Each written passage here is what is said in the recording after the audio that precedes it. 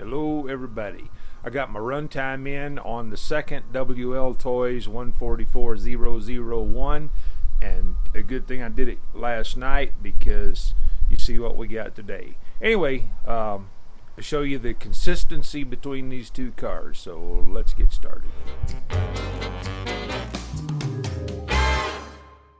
I said this car did not have a power switch, and as it turns out, it actually does.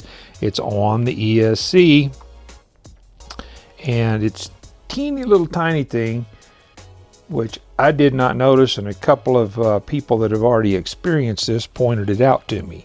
So, and if you actually zoom in on it close enough, it actually does look like a power switch. So you just push this, and the car is turned on. You hold it for 2 seconds about, and then the car turns off. There's not a beep when it turns off.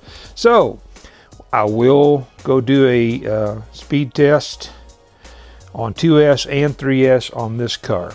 Now, in defense of myself, the manual that came with this car still shows the old, and I don't know if this is version 1 or if this is version 2.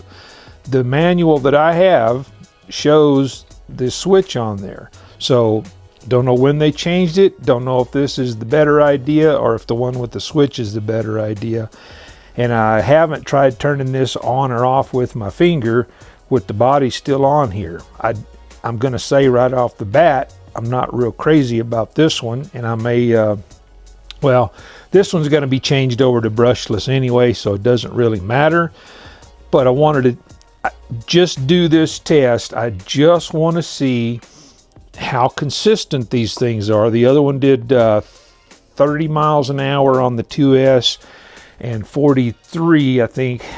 That included a jump. I showed 40, then I ran it into an iceberg and flew it through the air. So I don't know if the 43 was a spike from that or not, but I just want to see how consistent it is from one car to another. This, to me, is an inconsistency, so not real crazy about that.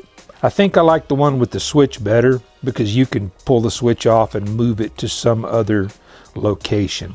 So that aside, that's just a personal preference thing. Function wise, other than the fact that I don't know if I can push it with the body on or not, that's the only thing against it. Anyway, let's get on with speed test. Okay, we're going to do the speed test on this car, since I did find out that it has a switch. Now, I was going to say, one of the handy things with the magnets, if nobody's ever done this, those little magnets I use to hold the GPS on, also do well to hold the battery clips. So I'm going to turn on the radio and then turn on the car and then put the body on, because I did try and I can't really get to the switch with the body on.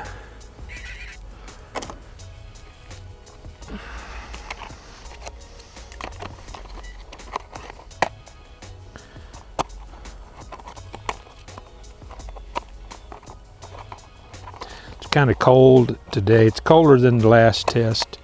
It's like 20 degrees out here. Imperial degrees, Fahrenheit, whatever you want to call it.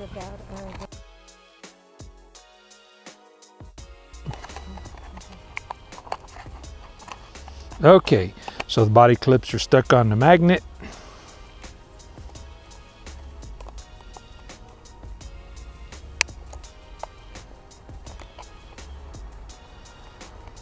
So all we're going to do today is just the 2S and the 3S speed test on this car. Hopefully not launch it off the snowbank.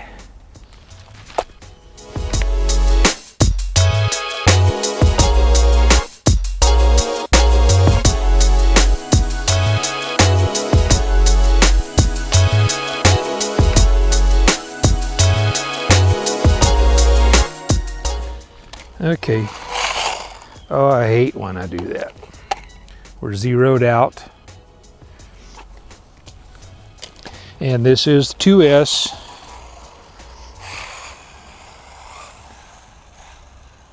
See, I did change the tow setting on this car.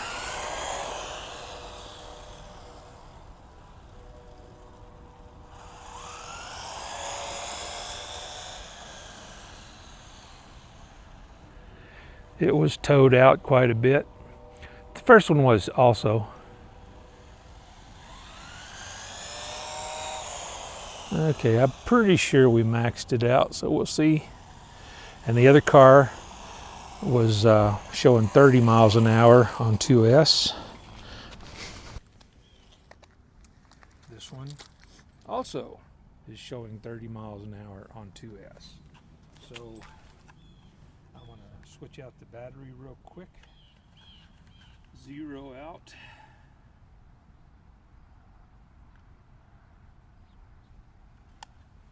Okay, we are back on zero.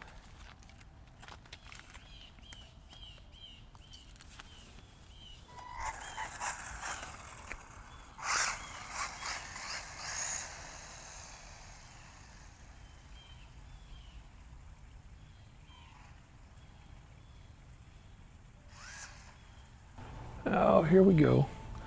A lot peppier on 3S.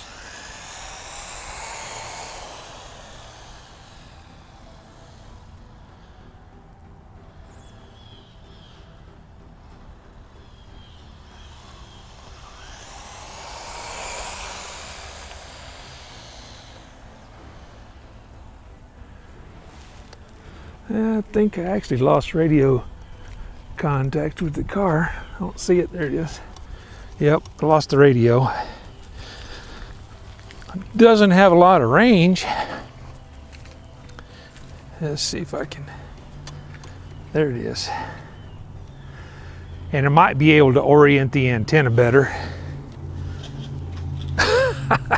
Did a wheelie and flipped it. Another walk of shame.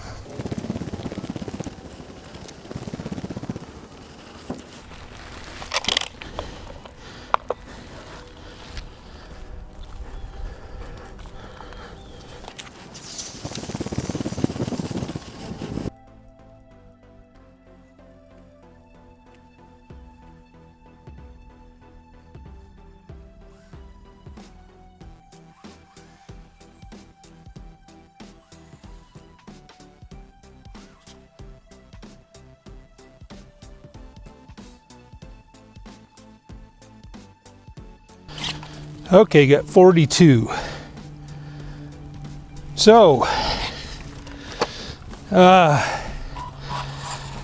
she actually do a donutter. Something, I don't need the GPS for that.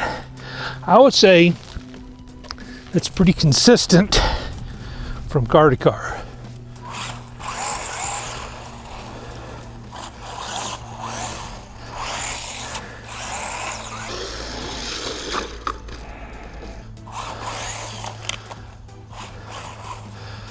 Well,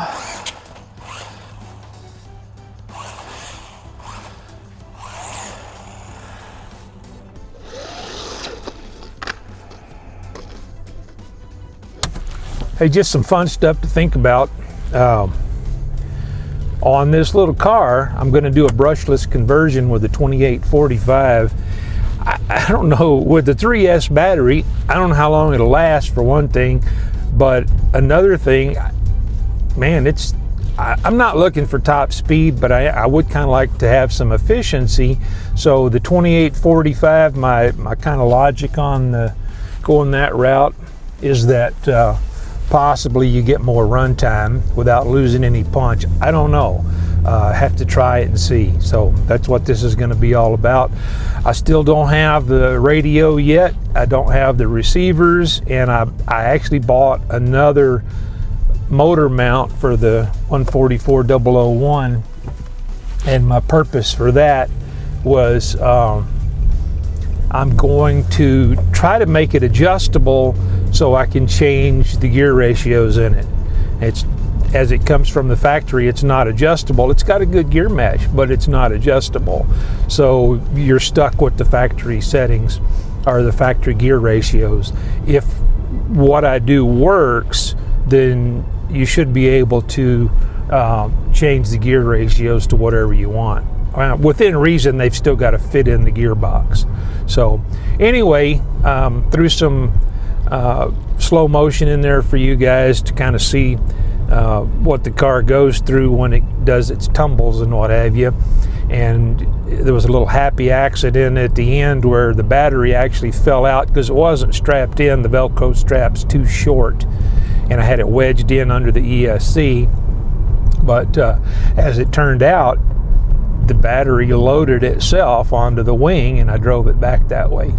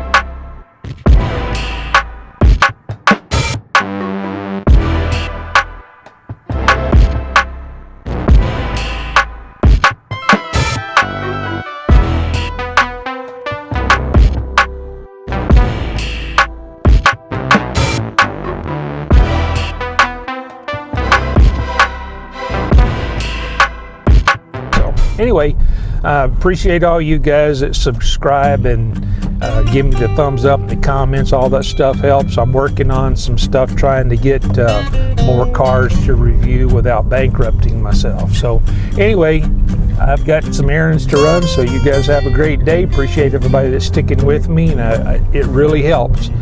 Take care. We'll catch you later.